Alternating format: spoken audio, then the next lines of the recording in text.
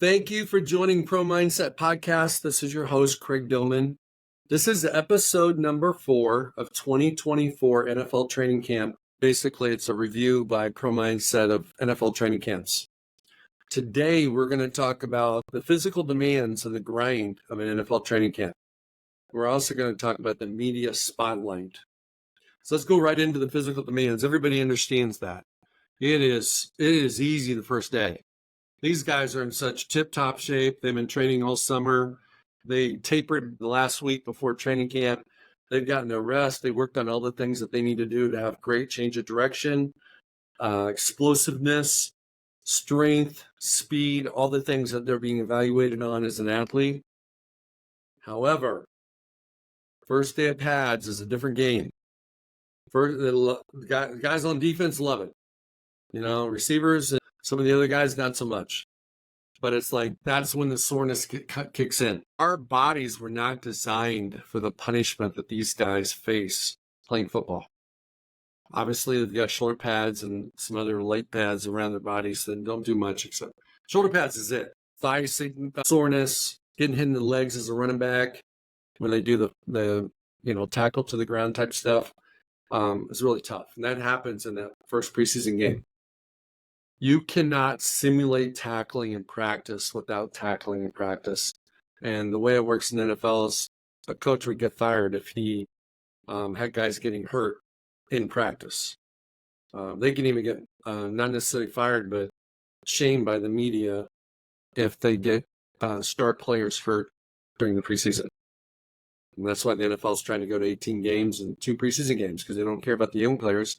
They care about preserving the health of the star players, which I completely understand. The soreness is a real deal. A lot of these guys will take painkillers before the game, so that during the game they can play fearlessly and play with freedom.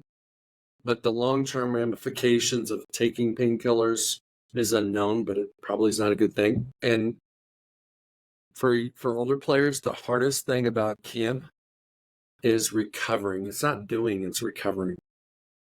That's why you'll see a lot of teams with veteran leaders get a day off. Just get a day off. Jason Kelce with the Eagles last year got a couple days off during camp. Did that hurt him during the season? Absolutely not. Travis Kelce with the Chiefs, they give him a day or 2 off. Why? Because they know what he can do. They need him for December. They need him for the playoffs. It's not going to matter what happens. Yes, it does matter, but it doesn't matter what happens in August.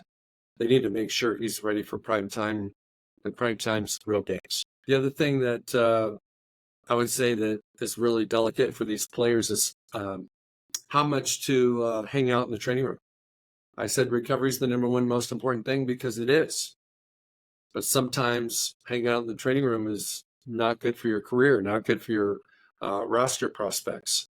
And so sometimes you have to go in and get treatment from the training room, and they get more extensive treatment back in the hotel or back at your own crib with different things.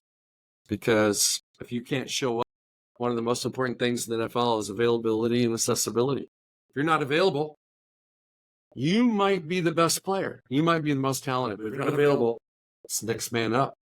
So how they take care of the body management, their health is so critical. NFL teams only allow so many hitting practices during the course of the season, during the course of training camp, to try to limit the number of hits, to minimize the risk of injury. But players still have to be physical. They still have to be able to tackle and be tackled. And that's why sometimes in the preseason games, they're not pretty. Even into the regular season, the first couple of weeks, they're not pretty. Guys are grabbing, they're not tackling. And it's because they haven't really done it yet. And the only way to do it is to do it. And the teams don't want to take the risk of a player getting hurt during practice doing it, so they wait until the game. They simulate it with, tackling donuts and dummies and a variety of different things. But tackling for real and tackling a dummy is not the same. Let's move into media. Media spotlight. NFL training camp is a beautiful time for the media because every team is undefeated. Every team has hope. There's probably at least a dozen teams that potentially could win the Super Bowl in August. Super Bowl's not going to be until February.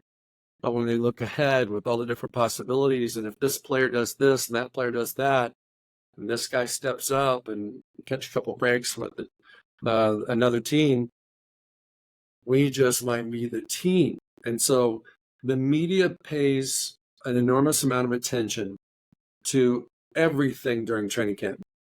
You know, who's doing well, who's not, who's taking reps, who's not, who's flashing, who's not. They do interviews with the coaches, and they almost ask encrypted questions because the coaches don't want to tell. Coaches don't want to reveal. The coaches want to keep it on the down low.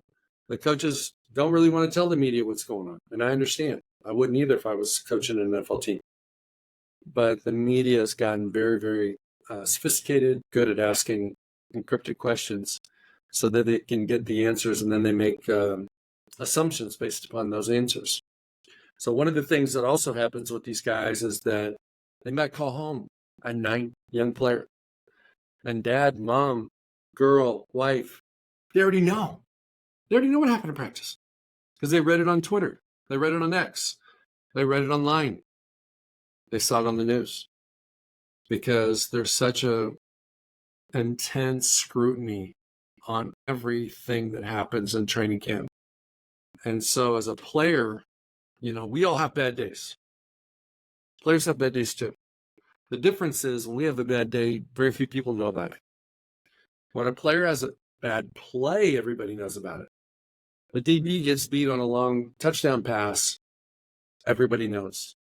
So I think one of the most important things for young players, NFL all players, especially young players, is the ability to block out the distraction, block out the noise that comes from the media, and not to be responsive to the minute by minute, second by second commentary that media gives to these practices in the NFL during training camp.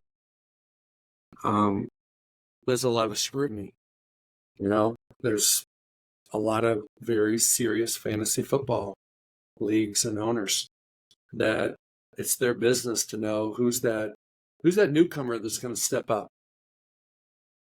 Puka did it last year for the Rams. Set a record for the most receiving yardage, and since Randy Moss did, many moons ago. And so, who's that guy going to be in 2024? So everybody's going to be watching, the Giants and neighbors, and they're going to be watching the Cardinals and Harrison and people like that to see, is this guy the real deal or not?